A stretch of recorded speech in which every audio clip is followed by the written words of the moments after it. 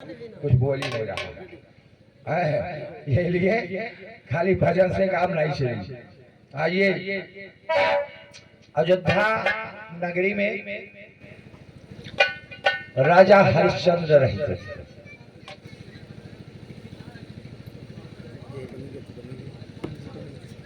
बहुत बड़े धर्मात्मा, बहुत बड़े दानी, डेली ब्राह्मणों का सेवा करना, गौओं को दान देना, गरीब और अतिथियों का सेवा करना, ये राजा हरिश्चंद्र का धर्म था।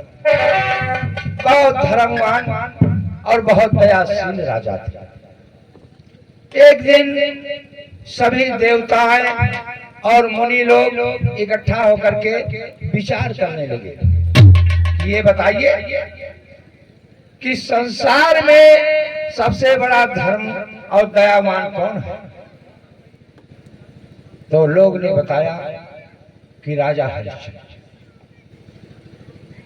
राजा हरिश्चंद्र का नाम सुनते ही इंद्र ने काम उठाया। इंद्र सोचा कि कहीं ऐसा ना हो। देखो भैया, हर मामला में कोई बात होता रहा तो इंद्र तुरंत ही घबरा जाता। वो सोचता था कहीं हमारा राज ना चला जाए, तो वो करे बेचारे कुछ बने नहीं। तो सोचिस कि ऐसा ना हो कि हरिश्चंद्र किसी दिन यज्ञ करवा ले संपूर्ण और हमारा राज्य चला जाए। तो वो सोचे कि अब चलो विश्वामित्र के पास। तो वहां से इंद्र चले और विश्वामित्र के पास पहुंचे। तो बोले कि क्या कहो मुनि जी, और संकट कठिन करना।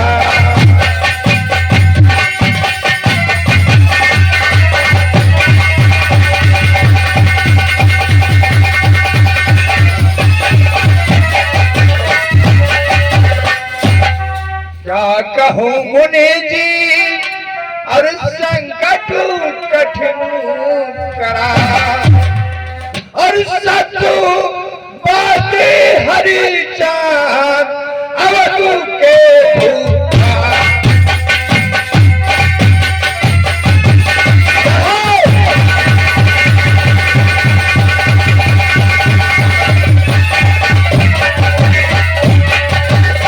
अवध के भूपा यज्ञ करायो है, और यज्ञ पूरा होते ही मेरा सिंहासन नहीं आए।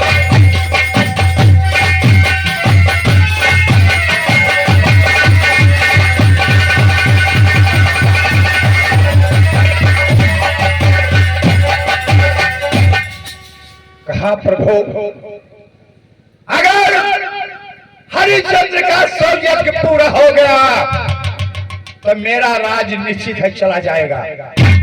इसलिए आपसे प्रार्थना है और विनती है कि कोई उपाय कीजिए। विश्वामित्र ने कहा कि ठीक है इंद्र, तुम चिंता मत करो, मैं जाऊंगा और राजा हरिश्चंद्र के सत्य को दिखाऊंगा। वहां से विश्वामित्र एक शुकर का रूप धारण बना करके भेजा। बाग में जाकर के शुकर ने सारी बगीचा तरस नष्ट कर दिया। माली आकर के हरिश्चंद्र को बताया कि महाराज की जय हो। हरिश्चंद्र ने कहा माली, क्या समाचार लाए हो? बोले कि महाराज, बाग में शुगर आया हुआ है जो सारे बगीचे को नष्ट कर दिया है। हरिश्चंद्र वहां से चले और आए, देखें कि बाग बिल्कुल ध्वस्त हो चुका है। उन्होंने शुगर का पीछा किया और जाते जाते जंगल में वो शुगर गायब हो गया और विश्वामित्र एक ब्राह्मण का रूप धारण करके सामने प्रकट हो गया।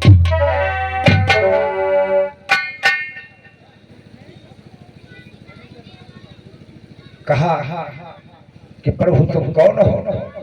उन्होंने कहा कि मैं एक ब्राह्मण हूं और बहुत भूख से तड़फ रहा हूँ, आप मुझे भोजन का व्यवस्था कराइए राजा। राजा ने कहा कि चलो हमारे राजभवन में सारी व्यवस्था हम करेंगे।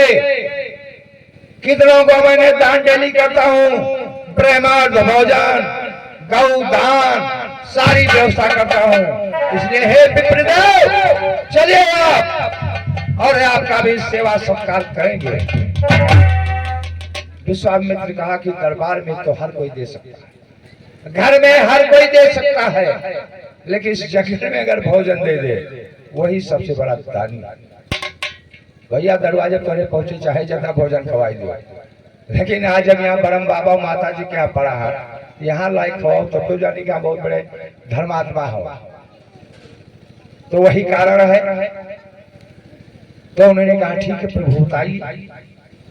तो उन्होंने कहा राजपाट का लगाम और 60 भार सोना मुझे दीजिए। राजपाट लगाम का संकल्प करवा लिए, 60 भार सोना का भी संकल्प करा लिए। राजा ने कहा कि चाबी लो। चाबी तो दे दिया, चाबी भी स्वामी तो ले लिए, लेकिन कहा कि 60 भार सोना कहीं चलो राज्य में खजाने से निकाल करके मैं 60 भार सोना आपको देता हूं। कह रहा राजा, दिया हुआ धान कभी वापस नहीं लिया जाता। तुमने तो मुझे सोना और सारे राज्य का चाबी लगाम मेरे हवाले कर दिया। राजा हरिश्चंद्र को बड़ा अफसोस हुआ। उनकी रानी तारावती थी, बहुत बड़ा दयावान, बहुत बड़ा धर्मात्मा, और उन्हीं के से चल करके सलाह लिया। आए महल में, राजा रानी से कहा कि रानी, हमने एक ब्राह्मण को राजपाट और 60 भार सोना हमने अपने जवान से बचत दे चुका, संकल्प कर चुका हूं। अब उन्हें दक्षिणा के रूप में 60 भार सोना कैसे दिया जाए? रानी ने कहा स्वामी, हम तुम्हारे साथ तीनों लगे काशी को बिकने के लिए चले। अरे सूख गई खतिया, अरे सूख गई तनवा नहीं अहिल राम।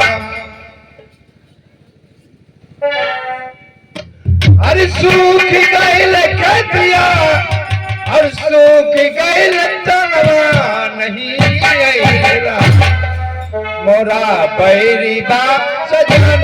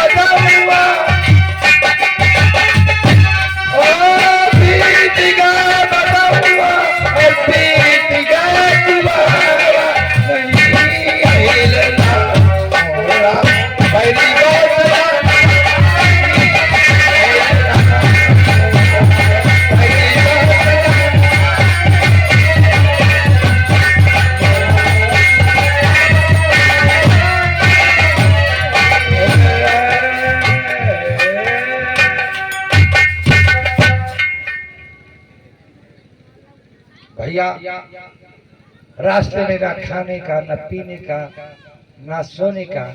बड़ा दुख दिया जा रहा है। राजा हरिश्चंद्र बेचारे एक राजा होते हुए है, चल रहे नंगे पैर, पैर में नहीं है, शरीर में भूख और प्यास से तड़प रहे हैं। तारा भी, उनका पुत्र रोहित भी, सभी तीनों लोग काशी जा रहे हैं। लेकिन उनकी परीक्षा लेने के लिए कई बार विश्वामित्र ने कई भेष धारण करके उनका तपस्या और सत्य को हराने की कोशिश किया, लेकिन हरिश्चंद्र अपना सत्य को नहीं दिलाया। अंत में जाकर के राजा हरिश्चंद्र डोम के हाथ में, अरे जताना बिना में रहेगा, जताना बिना में रहेगा,